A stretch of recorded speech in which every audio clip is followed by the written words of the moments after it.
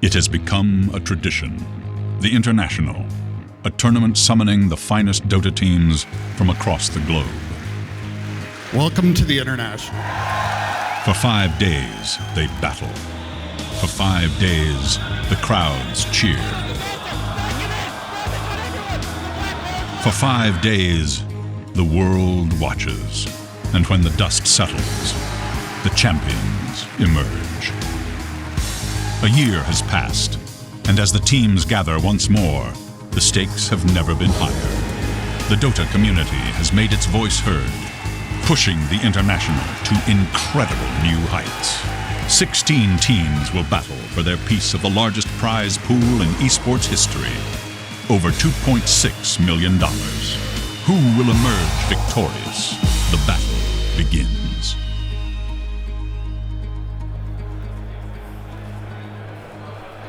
Ladies and gentlemen, welcome to the International 2013 Dota 2 Championships. We're live. A little bit of mic noise there, but ladies and gentlemen, welcome to the International 2013 Dota 2 Championships. So you're joining us here at the pre-show at the panel for a truly amazing event. An event where the teams will play for a prize purse of over 2.6 million. We have 16 teams and only one will be able to walk away with the title, the championship, and to be able to say they're the best Dota 2 team in the world. I'm James Toogood Harding, your host of the panel, but don't worry, I'm not here alone, I'm in good company. Joining me on the panel for the first time is going to be Mufc Jacob from EG, professional player. Welcome to the panel, Mufc. Thank you very much. Super excited to be here. I got like butterflies swarming out of me, my heart is pounding, everything's just gonna be so great. So excited. And Ben, a surprise addition, Ben Malini, ex-professional player as well, full-time streamer from the interwebs. Old teammates with Jacob. So unfortunately, David Gods Parker could not be here, so I'll be subbing in for him. I only found out a few days beforehand, so I haven't had a chance to meet many of the players, but I'm excited to be here. It's going to be a great tournament. And of course, it wouldn't be a panel without our resident stat man. It's Bruno from the Good Studio. I'm not really sure where you're from originally. I'm not sure this is this planet, but are you feeling okay, Bruno? I was trying to check, and there was something wrong with me, and I was trying to figure out what it was, and I was like, and now I know what it is. Boom. There we go. That's much better. There we go. All right, yeah, so of course this is just a little pre-show. The event is soon about to kick off, so we get word on that in just a moment. But guys, I'm really excited for this. We've got some great matches coming up earlier. Do you have, before the event starts, any just kind of favorites real quickly for the whole event? I mean, before I went to Seattle, my favorites were Tong Fu, and I sort of expected Orange to go very deep into the tournament, but we've seen Alliance and Navi dominate through the group stages, clearly showing how good they are. So I'm torn on this, like any team could win at this point. Yeah, so many good teams, and I do actually believe they're almost ready in the hall, so we're going to actually throw it over to the hall for the official start of the International 2013 Dota 2 Championships.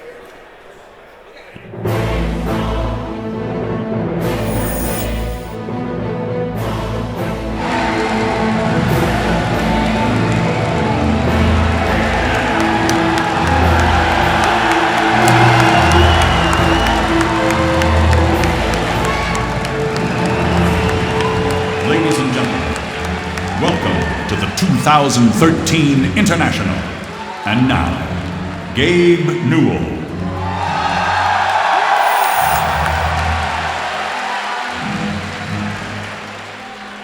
Welcome to the International.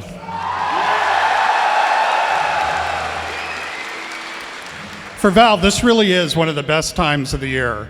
We always think of ourselves as part of the community, but at the International, we get to be fans as well. So why do we host the International? It's a great part of the experience of being a Dota player. Every time that you guys play a match or create an item or contribute to the compendium, you're helping make Dota better for the rest of us. That brings us to these teams, these 16 teams, the best in the world here to see who's going to win this year's International. They not only make the game better for the rest of us, they make it great. So please join me in welcoming this year's competitors.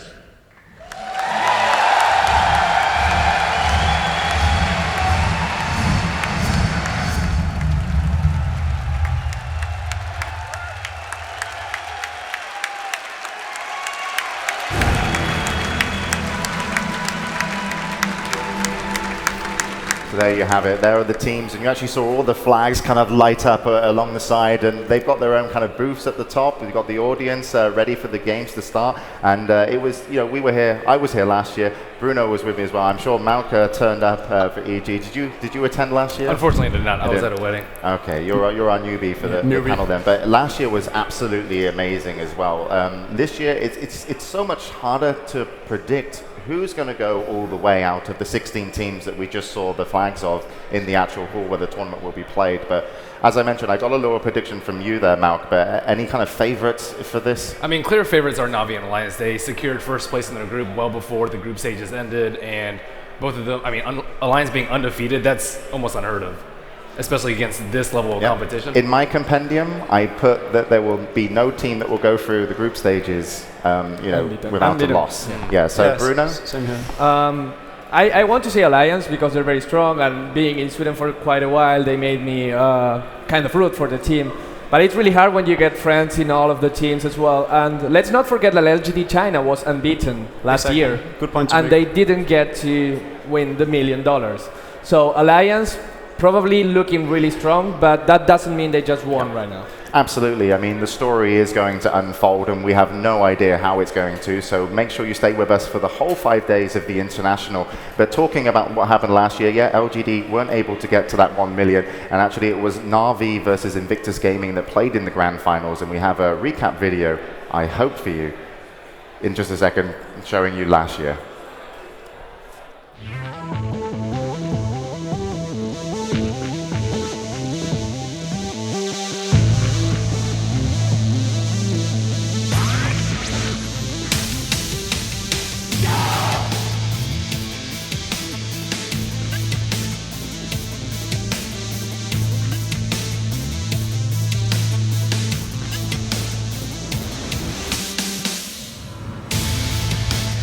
There he is, Chuan gonna be tossed up in the air, comes down, blows the Ravage though, catches most of EG. Beautiful vacuum.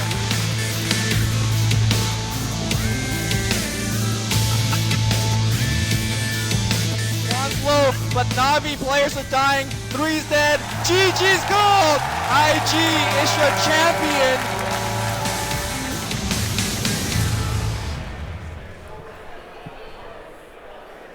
So you have it. In 2012, Invictus Gaming were the champions, beating out Navi in the grand finals, which were, of course, the 2011 champions. They're both here, though, in 2013 to compete, and we'll see how they do throughout the tournament. But they're returning members to the International, but we've got some new ones for you here as well. So I'd like to introduce you to someone who's new to Dota, new to the International. It's our on-site reporter and interviewer, Casey Atchinson. Good morning, James. Thank you. I want to start by saying that this is all so new to me, and the reason I was excited to get involved is that I just like telling stories of people who are passionate about something, and the passion on this alone is amazing. So I'm looking forward to learning all about it in the next few days. But we thought it'd be kind of fun to take you behind the scenes of Battle Royale Hall. We're out here in the lobby right before you go into the actual staging area. Here is the prize, the Aegis, and of course all the teams hoping they're the ones who get their names inscribed on the back at the end of this thing. And come on, Mike. Come on, let's show him over here. Mike's behind the camera right now. Obviously, a lot of people super excited about the secret shop, and the line for this, by the way, is still all the way along the windows here, and a few hours ago even, it took a long time just for people to get through. Here are some of the things you can buy. This is a Brewmaster shirt, which I think is super cool. So this is up for grabs, and then of course they have a lot of Dota. Here we go. It's really hard to juggle everything, James. You didn't warn me about this. I know, I didn't. I'm glad you knew that was a Brewmaster, though. I was going to ask you if you knew a Do hero I get points yet. for that? You get a bonus point already. They've been tutoring me on all. So far, he's my favorite for obvious reasons, but we'll get into my drinking problem later. I also want to show you about the screens that they have up. A lot of people tweeting, and I've been interacting with some people online already, and a lot of I really appreciate, first of all of the advice that you're giving me, and I'm just hoping I can do you all justice, because this is something that I think people are so passionate about, but there are so many people who don't know about it, so I'm really hoping to kind of get the word out. Let's go this way, shall we? I don't know if you can notice, but there are cords galore behind here, so if I trip and fall flat on my face, just laugh with me. We'll have fun with it. Hello, sirs.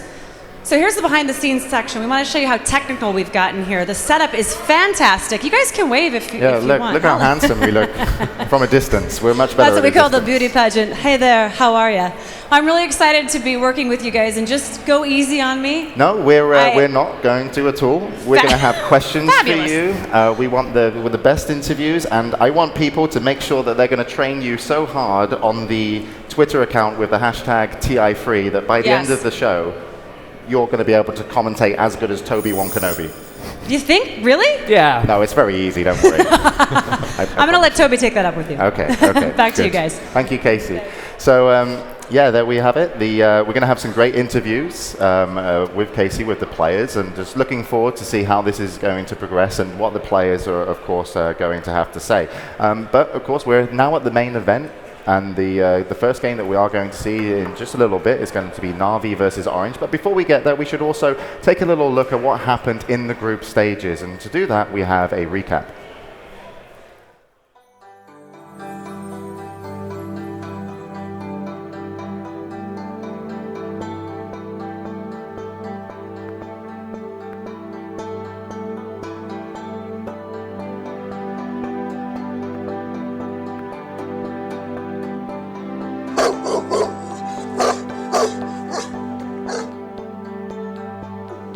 我是来自中国的一位职业DOTA玩家，叫陈瑶，游戏 ID 叫周，现在代表的队伍是 IG。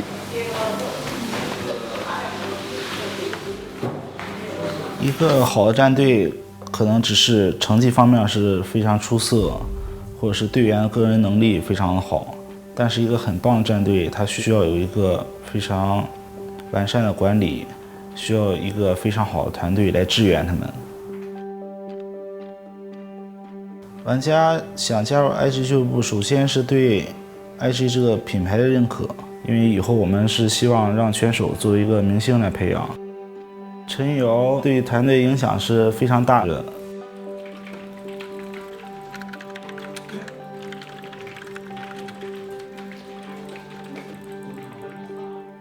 陈瑶作为游戏中一个 carry 的位置来说，他跟其他职业队的俱乐部的 carry 是不一样的，而且他跟队友沟通是非常好的。很多俱乐部的 carry 在队中只是负责打钱，因为像陈瑶这样的小孩，他们现在非常小，他们并不知道自己需要什么，但是我们会帮助他来达成他的愿望。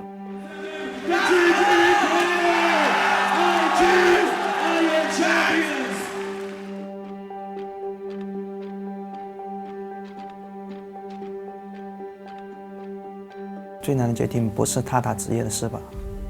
然后我妈妈当时也挺对，她说她要打职业，我妈妈其实很反对的，因为家里人她在读那个建筑工程学，然后即将毕业了，都想她找个好工作。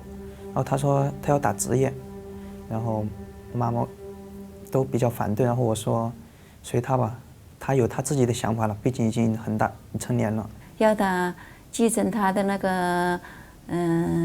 职业了，他爸爸是搞土木系的吧？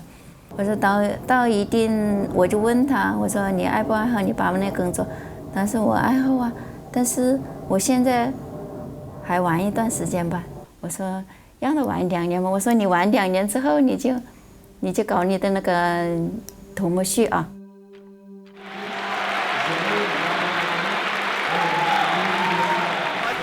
But he can't take everybody. Chuan's low, but Navi players are dying. 3's dead. GG is gold.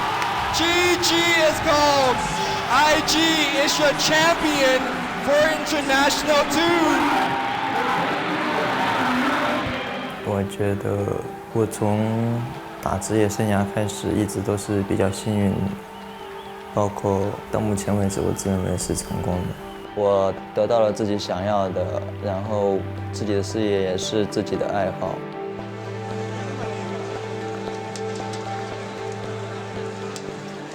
2年前的职业处境，如果跟现在比的话，是有非常大的变化的。我觉得5年后，电子竞技有可能成为传统的体育项目。我希望电子竞技职业生涯这一方面能发展成一个全民的体育项目，能加入奥运会正式的体育项目，这样的话，我人生的目标理想也就达到了。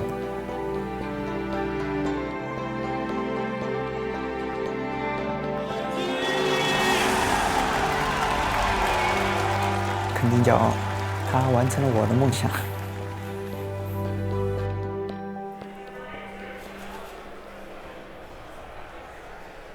So there we have it. That was last year's winners, Invictus Gaming. A story of their journey and also a little bit about esports in there as well as a whole and how it's changed, and it's fascinating. But it was, of course, not the group stage video. I've already lied to you once. I promise I'll lie to you more. But let's talk about Invictus Gaming, because it's still a pretty big story, because they are returning champions. But to a lot of people, interestingly enough, they do not feel like they are in championship form. Is that the general consensus, or can they make a repeat performance because no one's won an international back-to-back? Well, I think one key point to note is that they definitely don't look as strong as last year, but neither did Navi last year, and they still went into the grand final of things. So very true. IG can still surprise, IG can still come out on top, and I wouldn't be surprised to see them go very deep in the tournament still. They're one of the most experienced and talented teams in the tournament, so I expect them to do great things still. Yeah, even though they've been looking pretty weak in the past few months, they were on fire from last year's TI2 until, I'd say, the beginning of summer, until May. They had a period of 8 months where they were just straight dominating everybody. But going back to the group stages, they were 8-6, tied with 2 other teams, and they dropped 2 versus Alliance, 2 versus Tongfu, 1 versus LGDN, and 1 versus, I think, Orange. But they came storming out of the group stages. They 2-0'd Liquid to secure a spot in the winners bracket and to show everybody what they're made of. Yeah, we can actually take a look at the group stages as well, how they kind of went down, because we had to separate the teams into the upper bracket and also lower bracket of the tournament. As you can see there were 2 groups, Group A and Group B, and this is the upper bracket games that you'll get to see. So you can see Navi there. IG did make it in as well, so they will have a chance to start in the upper bracket. But what do you think of these matches in the upper bracket, guys, and the teams that came through from the groups? To me, what stands out is Alliance versus LGD and DK versus IG. Those are really, really intense matches to me. I mean, Navi and Orange and Tongfu and Fnatic are both going to be very intense as well, and all of the teams in the winner bracket seems to be the favorites going into the winner bracket, maybe with Fnatic and Zenith being the... Yeah, absolutely. And of course, this is the lower bracket, so the teams that didn't have the best performance in the group stages, but of course are still in the tournament and still have a chance to take it all here. What stands out for you here? Because normally when you look at a lower bracket of a tournament, you're like, who shouldn't be here? Any kind of shouldn't be in the lower bracket, maybe performed a little bit better and got unlucky? I mean, it's the best tournament of the year. Anyone could go into the lower bracket with all these good teams available. I think Zenith is the only one who really people might have expected more from than going into the loser bracket, but they're also a very erratic team in terms of results, so no big surprises to me. Yeah, I mean, Fnatic EU did end up taking their spot, and surprisingly enough, Alliance actually did not pick Fnatic to be their opponent, and as being winner of the group stage, they actually chose LGD China, which is quite stunning in my opinion. That's probably the most surprising thing to me. Yeah, absolutely. I mean, it's been a crazy story for a lot of them, and there were some ties because, of course, to get into the upper bracket or lower bracket, you're either top 4 of your group or you're bottom 4. You play every other team twice, and you can go to you can either 1-1, 2-0 them, or get 0-2'd. And there were some crazy results. Even Navi in the group stages had a very rough start, but they did make it into the upper bracket where they actually lost out to Fnatic 0-2. So, Bruno, in terms of the group stages and how the teams have been performing overall, what's the story for you? Well, the story is that no one in the losers bracket is out. That's the thing. Interestingly, even though the beginning matches are best of ones, you win 2 best of ones and you get to the money, you get to the top 8. Winners bracket, do not be overly comfortable because you're there, because 4 teams will advance, 4 teams will fall down. And if these guys fall down, now they have a lot of pressure on them. Oh yeah, I know from painful experience that even though you're in the winner bracket from the get-go, it doesn't equal you in the money. EG started out in the winner bracket last year, we finished 9th to 6th or 9th to 12th place. So anything can still happen. Yeah, anything can still happen. And the one team that everyone's got their eye on, in my opinion, is Alliance. They were the team that did not drop a single game in the group stages. And how does that happen? Like, did anyone predict that coming? Well, I think a lot of teams or the players or the community on the whole knew that the Alliance would be some of the favorites going into the tournament. They've been very strong in their performance, both in China and back in Europe. So no surprise. Yeah, no surprise. But we do actually have a nice little some footage for you about Alliance and their group stages and how it went. So we're going to go to that and see exactly how their group stages went down.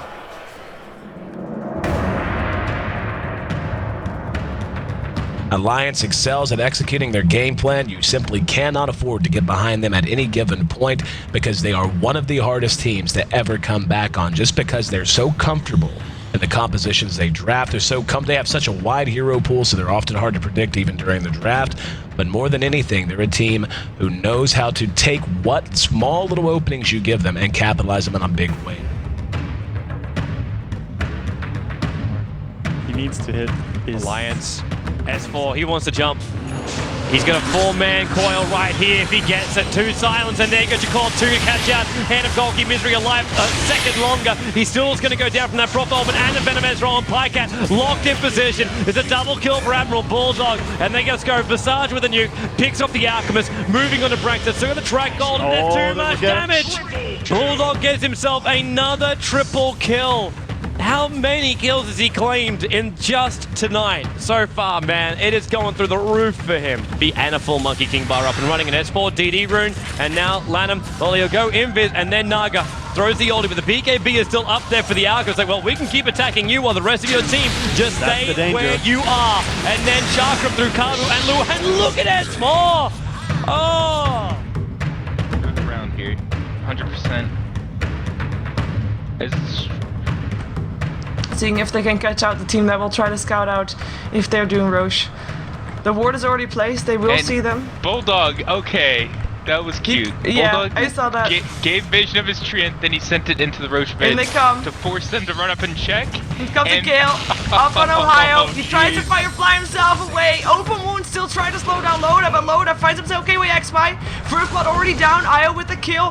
KYXY I think is gonna be dead as well. That tether giving Loda the extra speed that he needs to, and that is Eki Venomancer with the kill. That was 2 kills gone away of Alliance. Nicely done. Oh my god, Alliance, you master nerd. Their fights more wisely, and I just don't have confidence in Tong Fu. Like, hero-wise, they could still win the game, but just the way they're playing, it feels like it's Alliance's chance. But here we go. One more fight for Tong Fu. BKBs all get popped. Now on to S4. No, he's backing off. House on the run. His BKB is about to wear off. He hits Loda a few times. There's your RP. Loda in trouble. Quad bolt over the top. They bring him down. Finally, Loda's dead. But now there's a time lapse in, and he's gonna find the kills. And that's all she wrote. Tong Fu out mind gamed, outplayed, and outmaneuvered. Will fall to the Alliance. 78 minutes in. 32 to 32, and Alliance keeps their perfect record alive. Barely, but they do it. So there we have it. That was Alliance in their prelim stages. They got a 14-0 victory, and I think LD almost said it best in some of his commentary. Alliance outplaying, outmaneuvering, outstrategizing their opponents, and they've just done so well. The boys from Sweden, you know, it's an all-Swedish team, but the boys from Sweden that have a huge fan base behind them from what they've done recently have a lot of pressure on their shoulders. How is this going to play out for Alliance? Having talked to Loda a lot especially, I know they're very humble going into this. They know LGD went undefeated through the group stage last year. They know nothing is settled. Just because you win 14 games in a row doesn't mean you're the favorite still. He's being very humble about this, and he doesn't like people saying to him, hey, you're going to win this tournament. So I know they're taking it very, very quiet and just playing their own game throughout. Ben, what do you reckon, Alliance? I mean, they just have so many strategies up their sleeve. We saw like a 1-minute pre-creep spawn Roshan before, and now they're trying to use that to their advantage and smoke behind. They have so many tools up their sleeve, and it's very difficult to ban out versus them too. Admiral Bulldog, when he gets his bear, I think he had a 14-minute Midas, Radiance, Tranquil boots, and Brown boots, and that is just absolutely ridiculous. You pretty much forced the ban out versus Admiral Bulldog, and you had to ban Wisp versus Alliance too, and that just leaves them up to do whatever they want and just run over their opponents. Yeah, Bruno, what's really stood out for you from Alliance? Well, if I had to play Alliance, knowing what I know, I'm looking at them. I was like, I don't know what they can do. They're 100% win rate on all of their heroes. So, and the most important thing is that they do not have one star player. If they don't have Bulldog, and people really like to ban Bulldog's heroes, they want to deny him that Lone Druid, maybe the Nature's Prophet as well. But you have S4, which is an amazing mid player. You have Loda, which always delivers. You have EGM and Aki always in the support role, amazingly well. Who do you stop? Where do you start? I really don't know. It's such a well-rounded team. You can't really just shut down Admiral. Like we've seen teams pick and ban just to shut him down, and it's never working out for them. I don't know how to stop an alliance. I'm looking forward to see if anyone can. Yeah, certainly. And I believe we actually might have had an interview with Bulldog, but we might save that for a little bit later, because it might just give too much information away. Maybe he's telling people how to beat Alliance. So instead, we're actually going to go check out the stage area. And to help us with this, of course, it's Casey.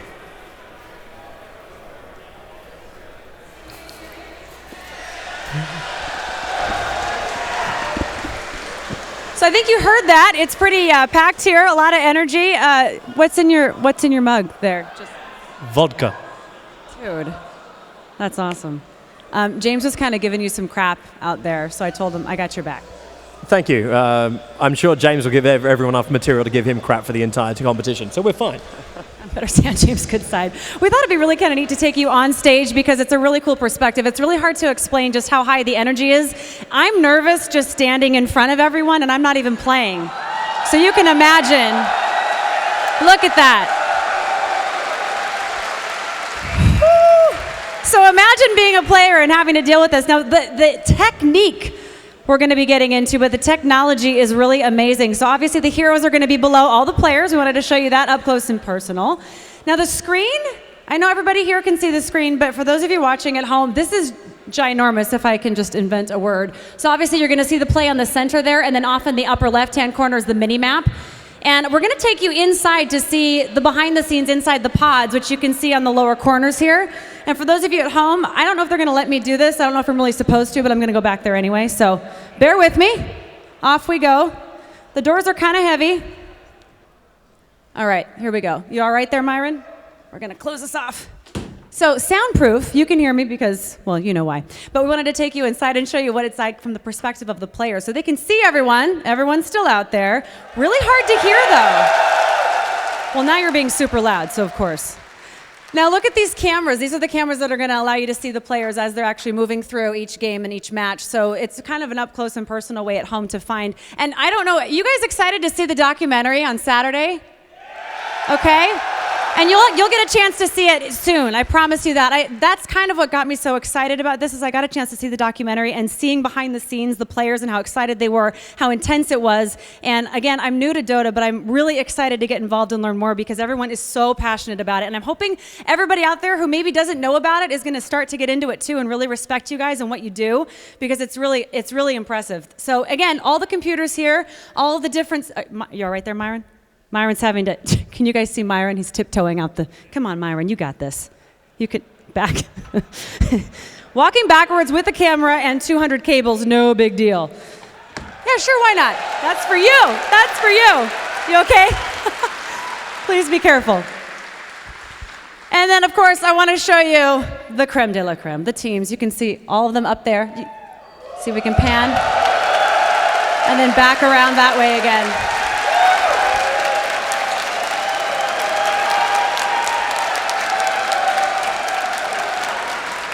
So this is what it's like on stage. We're going to give you more behind the scenes action throughout the day and throughout all of the 5 days, actually. And I just want to thank all of you at home. I've been reading all of your tweets. I want to thank you guys, too, for bearing with me as I learn more about Dota. I'm really excited. And this is just an awesome thing that I can't wait to showcase, hopefully to a bigger audience as well. James, back to you. Thank you so much, Casey. Yeah, absolutely amazing. Everyone's, look at that, turnout in full force here in Seattle, where we're going to be live for 5 days. But also, I have to have Twitch chat open too, and the guys on Twitch chat, there's 130,000 of them right now, and there will be more, and there's going to be multiple streams, so different languages throughout the whole event. And I guess the stage is very much set, and you could see that Casey was in one of the pods, and as you know, the first game we all saw the Navi setup, and I guess that's where we're going to go next, because the first game will be Navi versus Orange. I hope we're ready to introduce the teams, but before we are, what do you kind of expect to happen in this matchup? Because, Ben, you, Dota Lounge, percentages, Navi, Orange. I say Navi 2-0. I think it's roughly like 75-25 in favor of Navi right now. Keep in mind, there are 11-3, but they lost 2 games right off the go against Fnatic. So they immediately started off 0-2 and ended up 11-1, only dropping one game. And that was like at the very end when it didn't really matter. They had already secured first place, and maybe they were being a little bit lackadaisical, but they're really strong right now. And I don't really see Orange losing this, or Orange winning this rather. All right, and apparently we've got a fabulous 5 heroes. Maybe. Fab 5. Bruno, have you got a fabulous 5 heroes? I have fabulous 5 heroes, and I want to introduce them right now. So I think we're going to talk about Navi's strongest heroes in the tournament so far. So here they are, I guess. Or not. Who cares? Let's start talking about them anyways. We gave you your own segments that no one knew that were happening. Exactly, it's but, like surprise. I wanted to see the Fab 5 heroes. I want to see them as well. But tell us about them. Tell us about Navi's kind of picks and what they're playing. So interestingly, Navi is 11-3. But the most important thing about that is that their only 2 losses were to Fnatic. That's the only loss they had where they lost both matches. It was versus Fnatic on their first game. So we can say they were warming up, they were getting prepared. Then they also lost one game versus LGD China at the end of the tournament. So we can say maybe they were relaxing and just wanting to take the day off afterwards. In terms of what they're good at, Fnatic has been amazing on the Darks here. He's 7-0. And also, another of the great heroes from Navi was the Weaver. Only 1 match lost, but 7 wins. And Weaver, it's not only Navi's hero, it's the hero of the tournament so far. It looks like one of those heroes that Xbox is really comfortable playing. He can play his aggressive carry style with it. It really feels... Run on into the enemy and hope for the best, and then run on out again and go back in, and that's what he likes to do. So here's the Fab 5. Wow, they look really cool, don't they? So yeah, we were talking about the Weaver and the Darks here. Of course, we can't forget about Puppy's Chen. He's amazing. They have 5 victories with that. If I say Rubik, who comes to mind? Me. Yes. And then the second best Rubik in the world, Kurokai. That sounds perfect.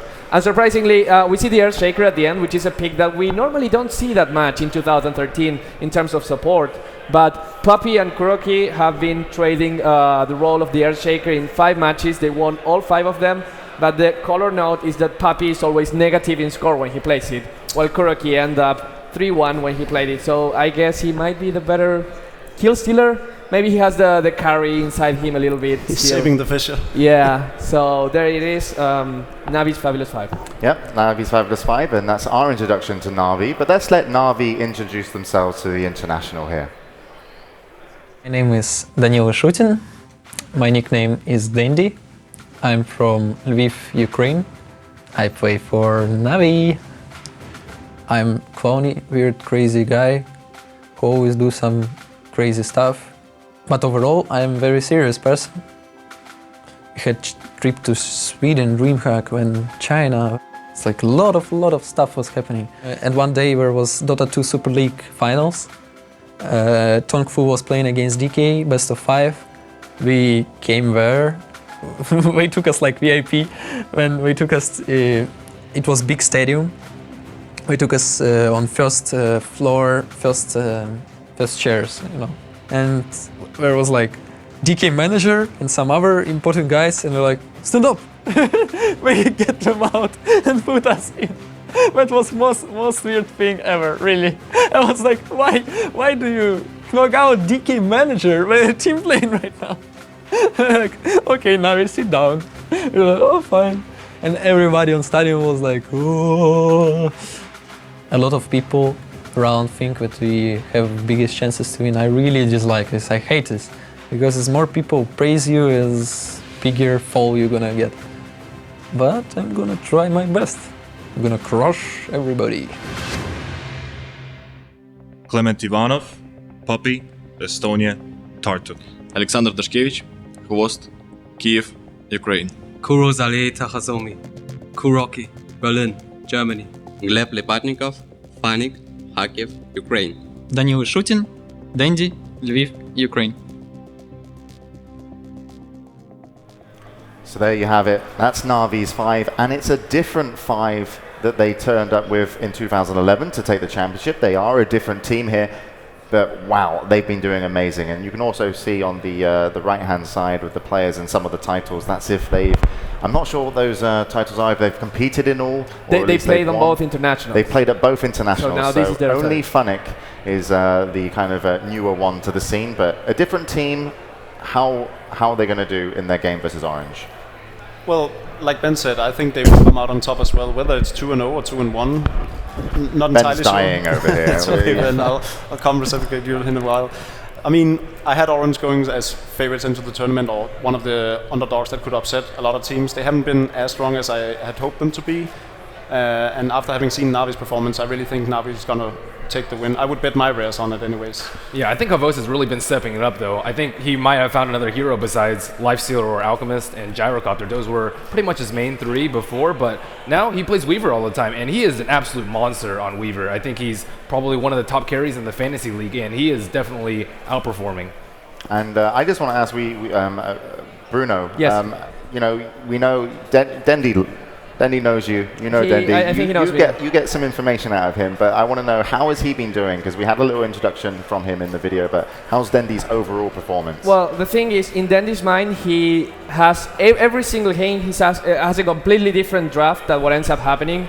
Puppy is saying, no, we can't do this. We can't have patch every single game. I can't be playing Necrolite support. That doesn't work. Eventually, we'll see what happens. But if you look at what he's doing right now in the preliminary, he's really happy playing Shadowfiend. He's 4-0, 3-0 with Razor, one of the picks that is kind of the trending picks of the tournament because how well he deals versus things like Owl Devourer in the mid and even in the side lanes versus things like Lifestealer and Lawn Druid. So Dendy doing amazing so far. All right, well, we'll see how they do in their first matchup, but of course they're going to need an opponent, and their opponent in the upper bracket will be Orange Esports, and here they are. My name is Koo Jong-sing, Ohio, from Orange Norwegian Esports, and I'm from Kuala Lumpur, Malaysia. Just you maybe can say I'm a humble giant. They always call me in every humble giant. My name is Chai Yifeng. My nickname is Mushi. I'm from Team Orange and from Malaysia. If I really win the national tree, that means my dream come true. Because I think we can win this. We must have every team join this competition. Sure have a confidence to win this. So we are same. Actually, we trying to change a lot of play style. We try to find out what play style is most suitable for us. But I think still the same. We like to aggressive more. My family is not very support me to play in this game. Because for them it's just wasting time and it's not a job. But this years when they saw me playing on the stage and overseas playing the tournament, they are very proud of me. I always tell all my fans, if I didn't get any world championship, I won't retire. So now still same. I'll try my best to win the national tree. Because this is my first time to see the other teams like Navi, Alliance, LGNT and the others. So I'm quite happy. I will do my best in this tournament. Lee Kong Yang, KYXY, Kuala Lumpur, Malaysia. Chai Yifeng, Mushi, Malaysia, Kuala Lumpur. Lim Wai Pen, Net, Kuala Lumpur, Malaysia. Koo Jong-sing, Ohio, Malaysia, Kuala Lumpur. Joel Chanjanong, Exting, Kuala Lumpur, Malaysia. So there you have it. That's the team of Orange, and you can see already in the interview, they know they can win, they want to win, and they've got some star players in their lineup. Speaking of one of them, guys, Mushi. The solo mid of Southeast Asia. I'm expecting great things out of Mushi. I would like to see his Queen of Pain matching up against Indy on the middle lane. That would be amazing to watch, I think. He's been doing sort of well in the 1-on-1 tournament. Not that it's any indicator of how well they're going to do in the tournament, but I think Mushi versus Dendy is going to be a dream matchup to watch in the middle lane. Another thing I want to point out is which team gets Chen, because Extinct is a superb Chen player, and so is Poppy, obviously. So that could mean a lot to the outcome of the match if either team gives the other one Chen. Now, Ben, you've already said Navi are going to take this 2-0. How can Orange convince you otherwise in gameplay and style? What do you want? Where do you want more from him going into this Navi match? Well, I really like how Orange has put Mushi in the mid role now. I think when on a solo player, I wouldn't say their other lanes are weak, but they just don't really seem to have what it takes to get him through the early mid. Mushi loves to play aggressive. He's a fantastic win runner, feared Obsidian Destroyer, and they usually do much better when he's middle. TA too. I think he absolutely crushed in the 1v1 tournament. Again, not that it means that much, but he usually wins his lane. Yeah, he's been doing fantastically. But Malk, I think we've got a couple of minutes until the game's ready, so we're gonna continue talking about Orange if that's okay with you. You picked them to go really far, and you look like you've had your mind kind of changed. Navi's always a strong team. You can never underestimate them. So putting them up as favorites in this matchup is not really the hardest thing to do. But going into the tournament, I heard rumors about how much Orange practiced, and they did put a lot of hours into perfecting their play. And knowing how good of a player Mufc is, I sort of expected them to do great things and at least finish top 3. And I like to put a bet on an underdog team because they're not one of those favorites like LGD or IG or Navi or Alliance. So I was just hoping to see them do really, really well, and I still think they can. But this matchup is obviously going to decide a lot of things for them. And again, if I was a betting man, Navi would be my winner. Bruno, are you a betting man? Are you the supporter of the underdogs? What do you know about Orange? Give us the inside info. There are 3 things that trouble me about Orange. First of all, if you look at the record in the preliminary stages, they lost 2-0 versus Alliance and Tongfu, the guys that were on top of them. So while they beat the lower ranked teams, they seem to struggle against the teams that are actually really strong at the tournament so far. So they will have to step up their game, and that's something that everyone knows. Did you just say it's harder to beat good teams in Dota 2? There are some teams that have problems beating the lower teams. They just get overconfident and they throw games. I think my friend here knows something about that. Was that pointing at Ben or yeah, Malk? no, Could you be more specific? the guy that's right there. Yeah. Oh, the person backstage. Okay. Yeah, exactly. He was telling me about it. The second thing that worries me about Orange is that they do not play Owl Devourer, not this tournament at least. Ben was talking, Bushi is an amazing Owl Devourer, but he's not playing in this tournament at all, just once, and they lost. And they do not play Tree nor Wisp, which are the 2 picks that everyone's worried about, that everyone thinks they have to ban against. So if anyone looks at this, they say, okay, now I can ban more according to what they're strong about, rather than what they are, what the strong picks are normally in the metagame. We can see Mushi. His GPM, not so amazing. Kill, death, assist. This is the average for the tournament. This is not Mushi-like numbers. Mushi likes to see 10 kills per game, stuff like that. It's not working for him. And the last thing that worries me about them is that I was talking to a player. I will not be able to mention who he is because otherwise his home will be in trouble. But he was telling me that Mushi's biggest enemy is himself. He will not be defeated in the lane, but he defeats himself when he goes for greedy plays. And maybe he has to tone it down a little bit. That's so deep, Bruno. So deep already. Nice suit, by the way. Thank you. Is it green because it's the start of the international and it matches? That was the idea, yes. I thought it was almost kind of like the Joker as well, though. That's the secondary idea, but I'm kind of a Joker, I guess. All right. So yeah, the teams are still getting set up. So as soon as they're ready, we'll be closing off the panel here and throwing it straight to game. So we're not going to delay you guys at home or in the auditorium to get the games actually started. But it's also worthy to note what's actually going to be happening today. So today in the brackets, we've got 2 upper bracket games. The first one, as we've kind of introduced, is going to be Navi versus Orange. And then we're going to be going on to Tongfu versus Fnatic. Now, both of these games are going to be best of 3. So the winner will be very happy. They'll be moving along. And I think, where do they guarantee themselves a top? Like, if you win this and you're in the semifinals, you're guaranteed top 6? If you win this, you guarantee top 6, yes. Yeah, which already means you're in the prize money. You've got a great shot at still finishing the tournament in a high place, but pretty amazing if you're actually able just to come out strong. And also momentum in a tournament like this, which lasts 5 days, you need to get that momentum if you want to go all the way. Because as good as all the teams are, everybody can beat everybody, but you need a little bit something special to get right to the end. So that's exactly what we saw Navi did last year. They got their momentum going throughout the playoffs or the winner bracket, and they went all the way to the grand finals for the playoffs despite having a terrible group stage compared to how good of a team they were. So yeah, momentum plays a big role. I don't think any team in the tournament is going to settle for top 6 as they progress through the bracket. Everyone's going to have that hope for the million. So yeah, we'll see how they go. And 1.3. Close enough. Let's round up. All right, and also the teams that momentum need a little bit as well, the lower bracket guys. These are the teams that have come into the lower bracket here at Melini. So all of these games are going to be a best of 1. If you lose today, you are out, and we will lose 4 teams. Melini, I'm going to keep this lower bracket up right now because you're the guy that, you got the odds. tell me who's going home today and who's going to stay out of each game. The first one, Team Dignitas, Rattlesnake. Well, they were 5th place, so at the top of the losers bracket in Group A, they were able to choose their opponent. Rattlesnake looked the weakest in Group B. I think Dignitas will take that easy.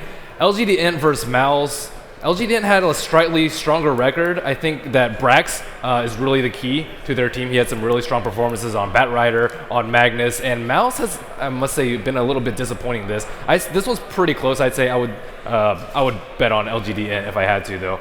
Team Liquid versus MUFC. Team Liquid, they lost to IG. They were very close to securing a spot in the winners bracket, but unfortunately dropped 0-2 versus IG, and they will go against the very, very unfavored MUFC. 0-14 in the group stage, only team not to even win one game, and this one you have to favor Team Liquid.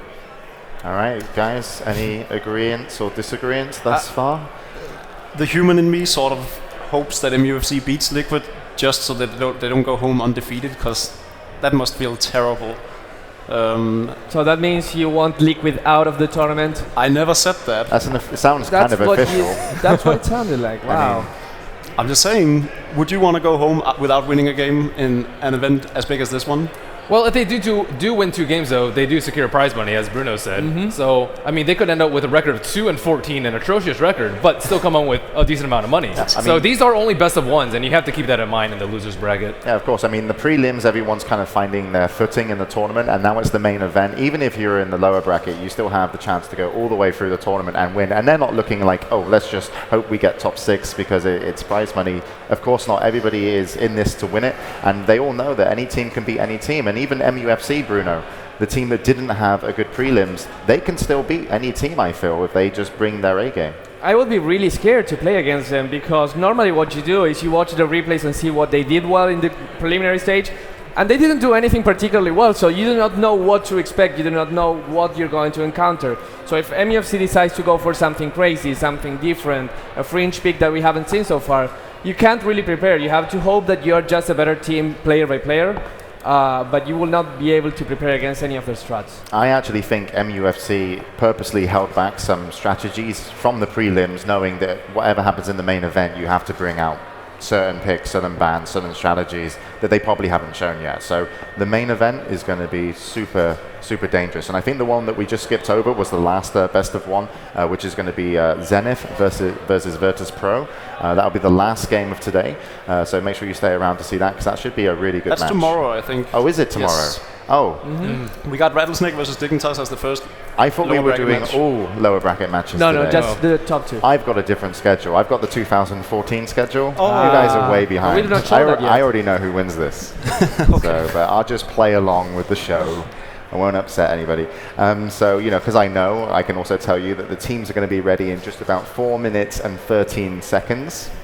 So, guys, we're going to have to look into where we think the tournament's going to go. But so far, I'm impressed by everybody who's been able to qualify to be able to get here. But do you have anything for me? Come on, any information? Malk, you've got to have something.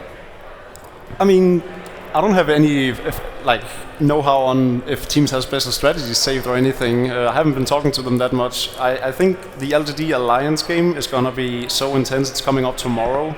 Alliance was faced with a very hard choice on who to pick for their match, and you know, picking LGD for your first winner bracket match is quite something. That means you have a lot of trust in yourself, I'd say. That was a brave move. Yes. You know, because LGD finished 3rd place last year, and Alliance picked them as their opponent to play in the upper bracket. Is that a mistake, Ben? Bruno, what do you think of this? I think, I don't know. It's tough.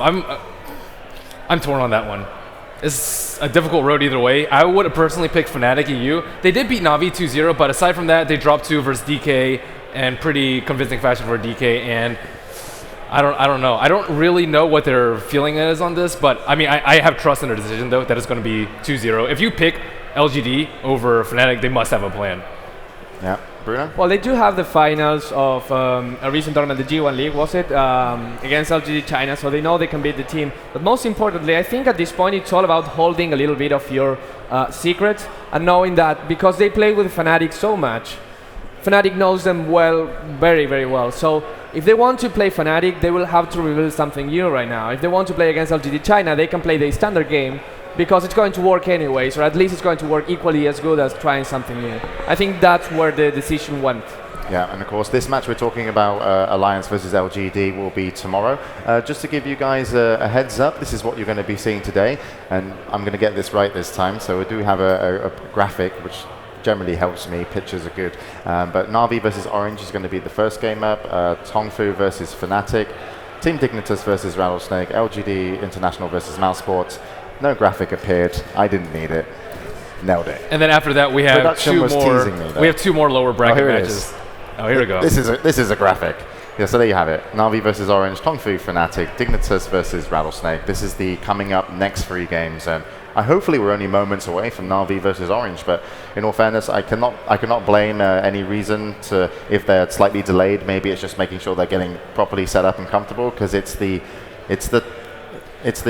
tournament. It's the tournament, and what are you going to win here? You're going to get engraved this time. This is the Aegis of champions. If you actually win the international, this is what Chon held up from Invictus Gaming last time, and they're actually, I think, later, maybe it will be on the prize ceremony or afterwards, just privately, but they're going to have the winning team engraved at the event onto the Aegis, and that's what they're playing for. And I think that's there's some good photo opportunities with that. Oh, definitely. It works really well as a tray as well. You can serve drinks with it. I think it might even be better than winning the money. So we talked about a lot about how Alliance picked LGD. What do you think about Navi actually picking Orange over IG? Well, I think that wasn't obvious. I think IG and Navi. Well, they all had the same record. They all were all 8-6 in Group B. I think Navi respects IG's way of playing the game a bit more than they respect Orange. I think Navi knows what to expect from Orange. Although Orange has a very distinct player style of their own and do different strategies, I think the way IG comes together can really tear Navi's game plan apart early on, and I don't think Navi want to meet them just yet. I think they have a lot of respect for IG and might even hope not to meet them throughout the tournament. Yeah. And Mushi, of course, is in the grand finals, I believe, of the solo championships. Oh yeah, Dendi might want. So Dendi just wants to knock him out as early as possible, and that way, you know, he feels happy, because Dendi and Ferrari in the 1v1 tournament didn't get to the finals. It's actually going to be Ice versus Mushi, and that will be some additional content we'll be bringing to you over the tournament, and that will be the grand finals, of course. And there you can see Mushi, he's going to be going again. Is there any other players that kind of have overperformed or underperformed for Orange? Because they're still in the upper bracket, they've done well, but could they have done better? Did you see any of their games, guys? I'm a little bit disappointed on Net not picking Sand King as often. He was amazing with that hero on the Alienware Cup recently, about a month ago. Now he transitioned into a role that plays more of a kind of a 3-to-1 position carry, life stealer, not gets lots of farm, but kind of works. The Sand King is still a hero that Orange is picking a lot, but Extinct is playing it. I want to see more Net Sand King. I think it was much more effective than whatever Extinct is doing right now. Like you were saying, Sand King is something he's been playing a lot, and we've even played one game this tournament. Mm-hmm. They did win that game though. Yes. And Orange is the team to pick Sand King the most, and they have like 3 players that can play the Sand King. Mushi on the middle lane has played it. So I would like to see Net play it. Like, he's been playing a ton of different heroes actually. Yeah. We've seen Siren, Naga Life Siren a lot. Stealer. And it's working really well as well. I mean, the tournament in general has just been really amazing. We've seen Spirit Breaker, we see like Tidehunter get picked a lot now, we see Earthshaker. It's been amazing, the hero variety that we've seen thus far. Yeah, and just moments ago actually, we did see Orange. They're in the booth, they're in the pod, whatever we call it, but still getting ready, too ready. They're 9 out of 10 in queue. That's what I've heard. They're using just matchmaking and hoping everybody gets matched up. But yeah, at least they're all in the pod and looking to go, and hopefully they'll be ready for us soon. But as you know, we are sure once we get started, it's just pretty much going to be all day of Dota 2, even if we are a little slow with the first game, which of course we do apologize. But waiting for a game of Navi and at the international against Orange, of course, they're a great opponent. I'm fine waiting. I think they're just pulling people through the secret shop and allowing them back into the game, giving everyone a fair chance at getting their t-shirt on before the game starts. All right, so well, I'm just getting told, roughly 3 minutes until we get started. How's everyone's fantasy team doing? Ben's trying to save me. I actually hope Orange will come out on top, because I have Mushi on my fantasy team, and Extinct too. So that would pay off well if they defeated Navi. They've definitely been outshined by Alliance and Navi, but those are still some pretty good picks. Yourself, Bruno? I haven't been able to log to Dota 2, but every single group with whom I'm playing, they're saying, you're winning by a lot. You're winning by a lot. I don't know if they just want to give me confidence coming into the event, or my team is actually that good. I'll see after it's over. You don't remember a single player on your team? I remember I didn't have anyone from Mufc. Wise choice. But yeah, I think I have Sylar on it. You can't celebrate that. You gave a little celebration. I don't have anybody from... We're talking about fantasy teams. I want MFC to win, but I want my fantasy team to win. I want my fantasy team to lose. And, Why? I don't know. I don't even think I put players in. I completely forgot to put players in my compendium. I only filled half of it in. I was trying to convince Valve to let me change it, but they said no. But it looks like we're actually ready to go into the game, so enough of us and more about the Dota 2 here at the International. It's going to be Navi versus Orange, a best of 3. Here's game 1, so it's over to the hall. Best of luck to both teams. Thank you very much, James. Your wait is over.